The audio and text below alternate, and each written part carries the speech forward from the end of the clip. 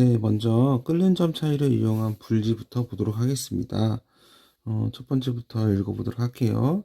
여기에서 액체 상태의 혼합물이에요. 그러니까 섞여 있는 물질이 모두 다 액체 상태라는 겁니다.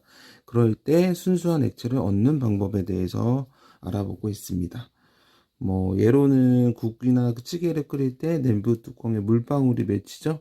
이게 다 그 국이나 찌개 안에 있는 수증기에서 나왔고, 그게 공기 중에 있는 차가운 부분과 맞닿았을 때 다시 냉각되는 현상입니다. 자, 우리 소금물에서 소금을 얻을 때 증발이라는 걸 사용하죠. 예전에 배웠던 증발. 그거랑 약간 비교해서 설명하도록 하겠습니다. 여기 보면 증발이 있는데, 증발과 기화에 대해서 여러분한테 조금 차이점에 대해서 말씀을 먼저 드릴게요. 증발은 열을 가하지 않습니다. 그냥 끓는 점에 도달한 게 아니고요. 표면에 있는 분자 운동이 활발한 입자가 따로 있어요. 표면에서. 그 입자가 기체로 날아가는 현상을 증발이라고 해요. 우리가 빨래를 말린다, 소금물에서 소금을 얻는다. 이때 증발이를 방법을 많이 사용하죠. 그리고 기화는요. 기화는 열을 가해줍니다. 열을 가해주면 끓는 점에 도달하게 되고, 그때 액체에서 기체로 변하는 걸 기화라고 하고요. 이때는 전체적으로 일어나요. 아까 증발은 표면에서만 일어났었는데, 우리 기화는 전체적으로 같이 일어난다는 거 알아두시면 되겠습니다. 이번 시간에 들어갈 거는 기화예요. 기화. 자, 액체 상태의 혼합물 소금물을 가열을 하면 소금을 끓지 않고 기체로 변하지 않겠죠? 물만 이제 수증기로 나오는데, 물이 필요할 때는, 소금이 필요한 게 아니고 물이 필요할 때는 이 날아가고 있는 수증기를 차가운 물로 식히면 다시 순수한 물로 얻을 수 있겠죠? 그럴 때 나오는 방법입니다. 그 방법이 증류고요. 증류. 자, 액체 상태의 혼합물을 가열할 때 끓어나오는 기체 물질을 냉각을 한번 해주면 액체 상태로 다시 얻을 수 있는데, 이거를 증류라고 합니다. 여기 아래에 있는 그림을 한번 보도록 할게요. 네, 여기서 사진을 보면 여기 액체 상태 혼합물 A와 B가 섞여 있는데 둘 다 액체라고 합시다. 그래서 가열을 시켜주면 끓어서 어떤 게 기화가 될 텐데, A와 B의 끓는 점이 다르다고 생각하세요. 끓는 점이 다르다. 예를 들어서 A의 끓는 점이 30도, B의 끓는 점이 50도라고 합시다. 자, 여기서 끓기 시작하면은 먼저 30도에 도달하겠죠. 30도에 도달하면 A 물질은 기화돼서 올라가게 돼요. 올라간 A 물질은 이렇게 따라오다가 찬물을 만나게 되죠. 여기까지는 기체입니다. 기체 A예요. 기체 A. 근데 찬물을 맞게 되면은 다시 식기 때문에 여기에서는 다시 액체 A로 식게 되죠. 그리고 여기 온도계가 있잖아요. 온도계가. 그래서 30도에서 50도 사이 40도로 이렇게 맞춰두면 이 온도를 보면서 여기 열기구를 조절을 하면 A 물질만 끌어나오게 할 수 있겠죠. 근데 사실은 A와 B를 완전하게 분리시키는 방법은 아니에요.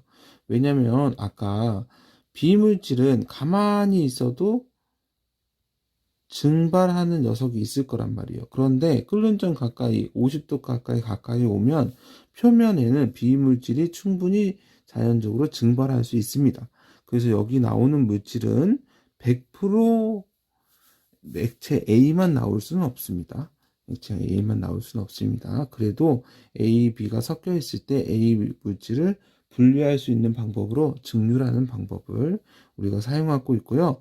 그거의 예로 한번 보시면,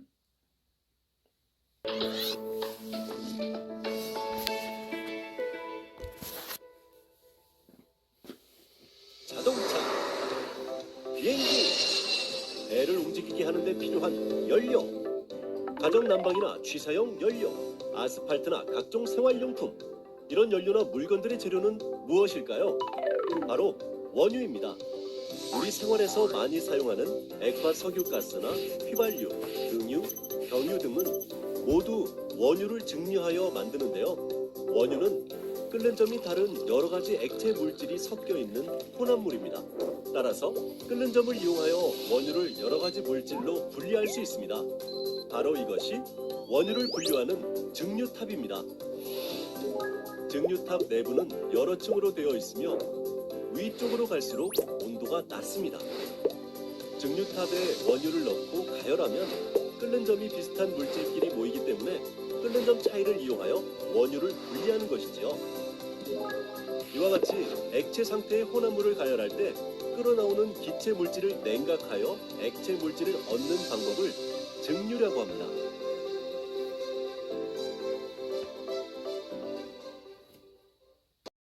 네, 영상을 잘 보았나요?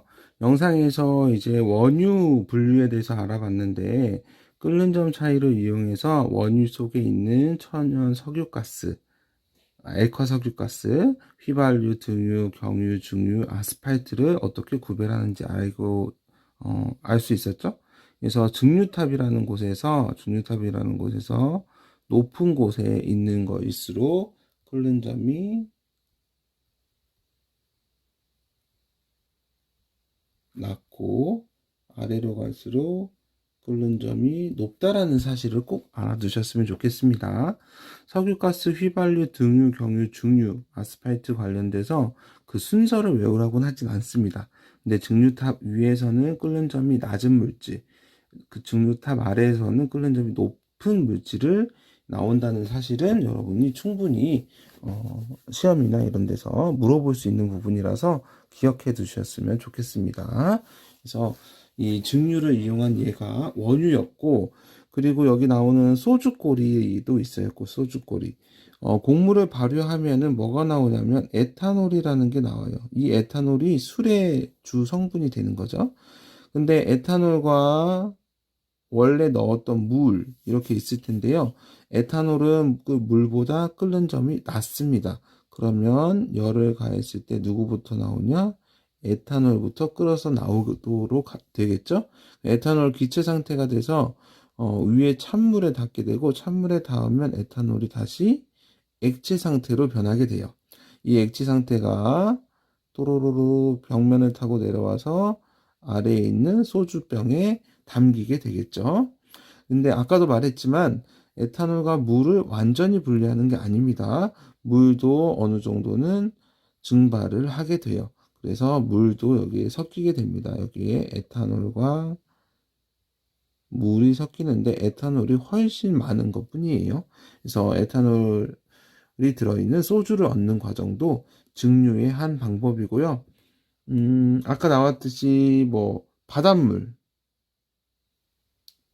바닷물에서 물을 얻는 과정도 증류의 예가 될 수 있겠죠.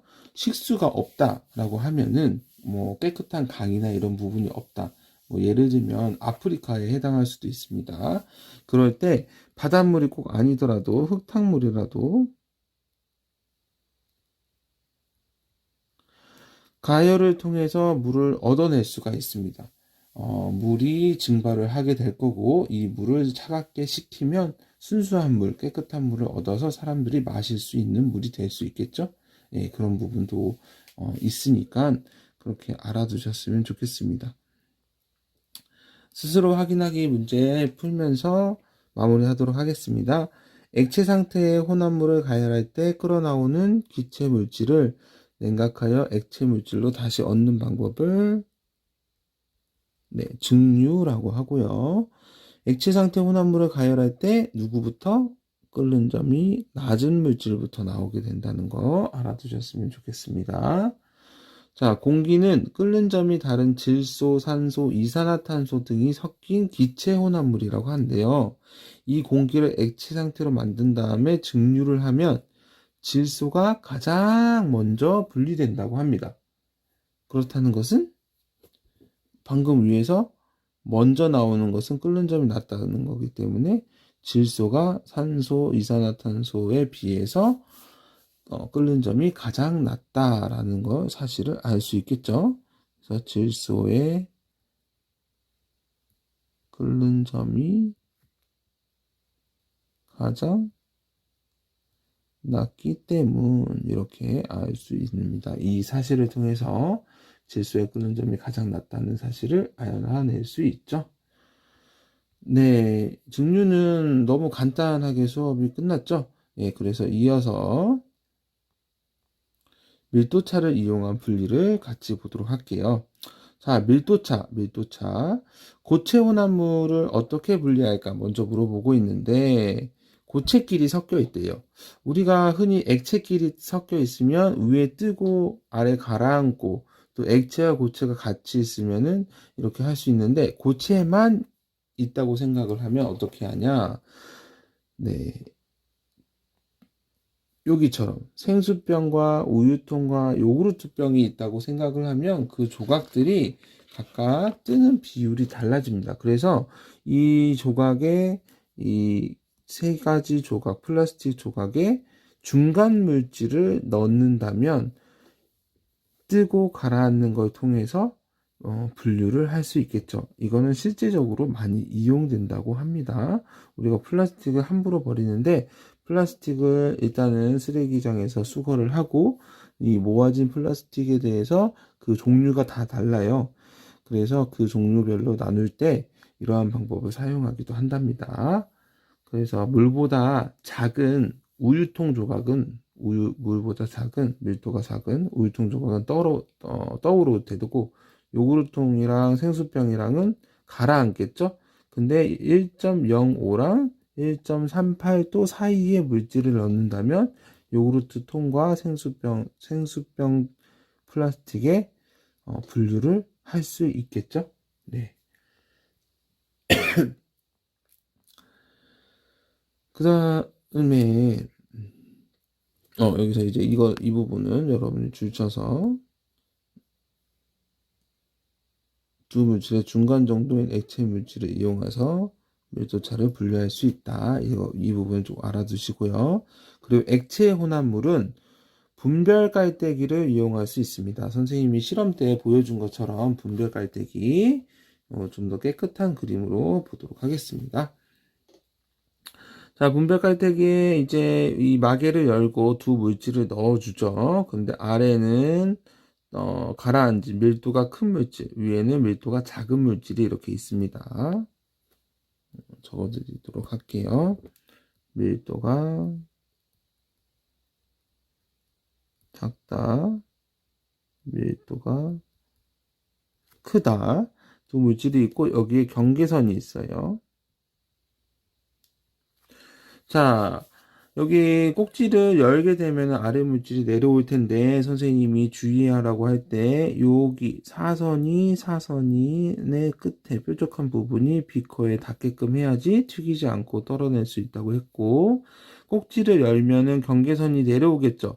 아래에 있는 물질이 먼저 내려오면서 쌓일 거예요. 근데 이 경계선을 여러분들이 욕심내가지고 여기쯤에 멈추면은 아래쪽 물질을 더 많이 얻을 수 있겠지라고 생각하면 안 된다고 했죠.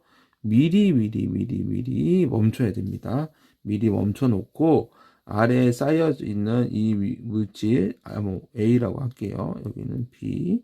A 물질이 쌓였으면 A 물질이 쌓인 비커를 치우고 여기 보시면 경계선이 요 아래에 있는 요 위아래 A와 B 물질을 한꺼번에 내릴 수 있는 새로운 비커를 찾아서 받아서 버려야 됩니다. 그리고 위에 떠 있는 B는 이렇게 분별 깔때기 위로 해가지고 따라내면은 두 개를 분류할 수 있겠죠. 그리고 스포이드도 가능합니다. 아주 소량일 때는 여기 분별 깔때기 넣으면 분리가 안 되기 때문에 스포이드를 사용해서 밀도가 작은 물질을 먼저 끌어다 올릴 수 있고요. 그린 다음에 이 아래쪽에 있는 물질도 스포이드를 넣어서 분리를 할 수 있겠죠. 자, 액체 혼합물 일단 밀도 부분에서 한 거를 두 가지를 알아보도록 할게요. 고체 혼합물을 분리할 때는 중간 정도인 액체 물질을 이용해서 분리하고 액체 혼합물은 분별 갈대기나 스포이드를 이용해서 분별할 수 있다라는 부분. 그리고 밀도차를 이용해서 혼합물을 분리하는 여기 보시면 기름 제거. 기름은 물보다 밀도가 작기 때문에 떠 있잖아요. 그래서 기름 유출 사고가 일어났을 때는 이렇게 바다에서 겉표면이죠. 바다 위 수면을 걷어낼 수 있는 장치를 이용해서 그렇게 하고요. 그 다음에 원심 분리기. 이게 원심 분리기라는 거예요. 밀도 차이가 별로 나지 않거나 미세할 때는 원심 분리기를 통해서 중력을 가해줍니다.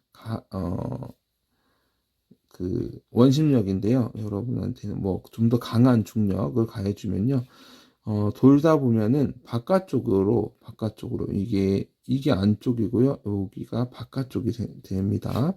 바깥쪽으로 밀도가 큰 물질이 가라앉고 밀도가 작은 물질은 위로 떠오르게 되는 거예요. 그래서 뱅글뱅글 돌리다 보면 이 통이 어떻게 그래야 되나? 돌리기 전에는 이렇게 서 있던 통이 뱅글뱅글 돌리면 이렇게 옆으로 누워집니다. 그래서 이 아래쪽에 바깥쪽이죠. 바깥쪽에 여기로 뭐라면 아래쪽입니다. 아래쪽에 밀도가 큰 녀석이 밖으로, 그 다음에 밀도가 작은 녀석은 안쪽으로 분리가 됩니다. 우리 혈액을 분리할 때 혈장과 혈구, 혈장은 밀도가 작고 혈구, 적혈구, 백혈구, 그 다음에 뭐가 있죠? 혈소판, 이것은 이제 밀도가 크기 때문에 아래쪽에 가라앉게 되는 거예요. 그래서 분류할 수 있고요. 이거는 사금 채취하는 부분입니다. 사금.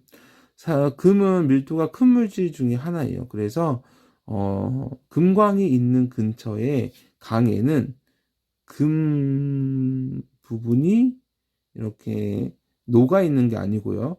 어떤 가루 형태로 돼 가지고 이렇게 흘러가고 있는데 거기에 있는 모래를 들고 뱅글뱅글 돌리면서 여기에 있는 물을 버리다 보면 그 밀도가 큰 금이 남아 있고 밀도가 작은 돌들이 먼저 밖으로 나가게 되는 거예요. 이런 식으로 해서 실제적으로 사금을 채취합니다. 뭐 호주나 그리고 미국 어디에서는 이렇게 한다고 합니다. 자, 밀도도 어렵지 않으니까 이렇게 간단하게 마치고 스스로 확인하기 문제를 보도록 하겠습니다. 자, 모래와 스타이로폼에 섞인 혼합물은 밀도차를 통해서 물을 가해주면 스타이로폼은 떠오르고 모래는 가라앉겠죠. 그래서 중간 물질인 액체를 사용해서 분리할 수 있습니다. 물과 기름의 혼합물을 분리하는 데 이용하는 실험기구 두 가지죠. 분별, 깔때기랑 스포이드 할 수 있다. 달걀은 오래될수록 수분이 빠져나가고 달걀 속에 공기의 부피가 커진다. 소금물을 이용하여 신선한 달걀과 오래된 달걀을 구별하는 방법을 설명해 보자. 오래될수록 공기가 부분이 커진대요.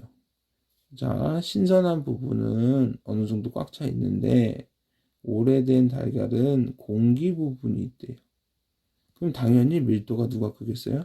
신선한 달걀이 크겠죠? 그래서 소금물의 농도를 맞추다 보면 어떤 달걀은 이렇게 떠 있고 어떤 달걀은 아래쪽에 나올 수 있을 겁니다.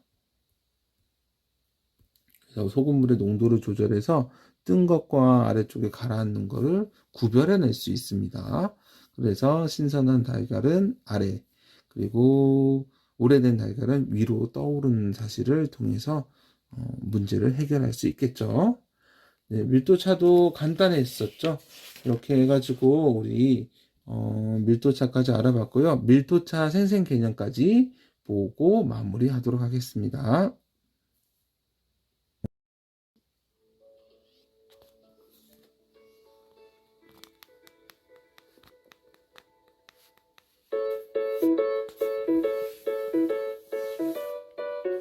걱정 마세요, 선생님. 잘할 수 있다고요.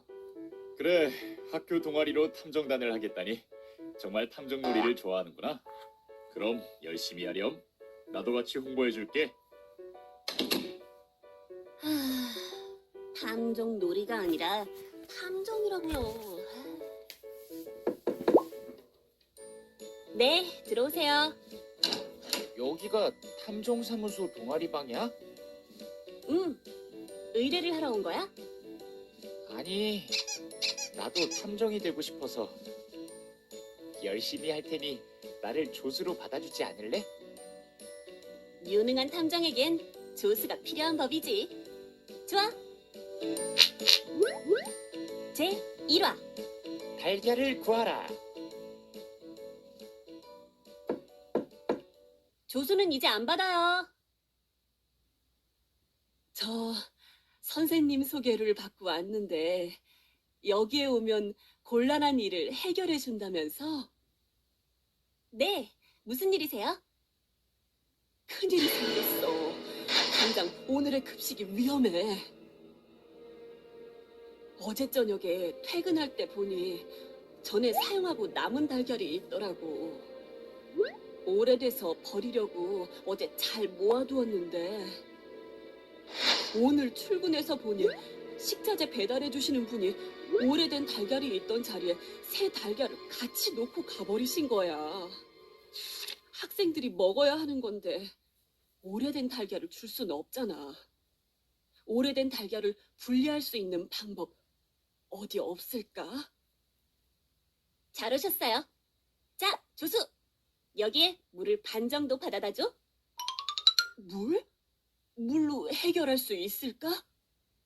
물론이죠. 물 속에 달걀을 넣으면 모두 가라앉았어. 그렇지만 여기에 소금을 넣어서 소금물을 만들고 소금을 더 넣어 농도를 진하게 하면 아, 세상에 달걀이 점점 뜨잖아. 신선한 달걀은 밀도가 크지만 오래된 달걀은 밀도가 작아. 그래, 밀도차를 이용한 거구나. 맞아. 꽤 똑똑한데? 아, 고마워. 남은 달걀들도 모두 그렇게 분리해야겠네. 오늘 점심 급식 기대하라고. 네, 기대할게요. 기대할게요.